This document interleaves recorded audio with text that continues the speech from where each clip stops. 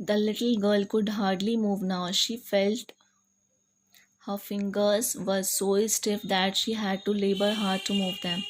She had no more hopes of selling matches, so she thought of going home, despite the fear of being beaten up and turned out from the house again. She found it difficult to rise. Her limbs were numb.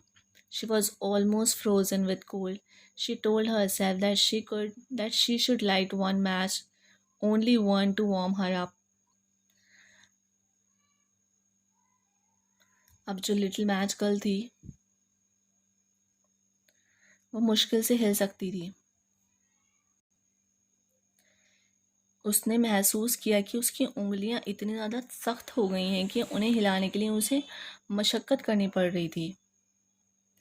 अब उसे और माचिस बेचने की बिल्कुल उम्मीद नहीं थी, इसलिए उसने घर वापस जाने के बारे में सोचा। इसके बावजूद कि उसकी पिटाई हो सकती थी और वो उसे घर से निकाला जा सकता था, उसे उठना मुश्किल लगा। अब उसने जब उठने की कोशिश की तो उसे उठना मुश्किल लगा। उसके जो बॉडी थी ना वो सुन्न हो गई थी, वो ठंड में बिल्कुल जम चुकी थी। उसने खुद से कहा कि वो एक तिली जला सकती है माचिस की, जिससे वो खुद को थोड़ा गर्म महसूस करेगी।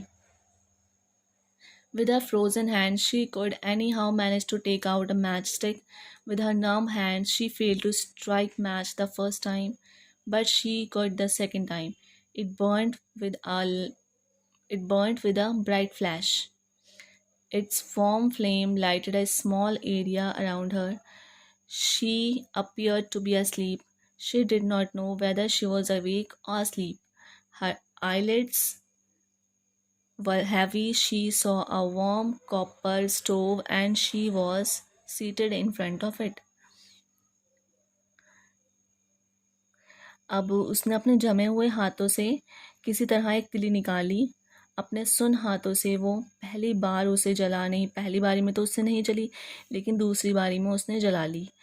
वो ये तेज़ चमक के साथ जली। इसकी तेज़ लौ ने उसके आसपास के छोटे एरिया को रोशन कर दिया, रोशनी हो गई एकदम से।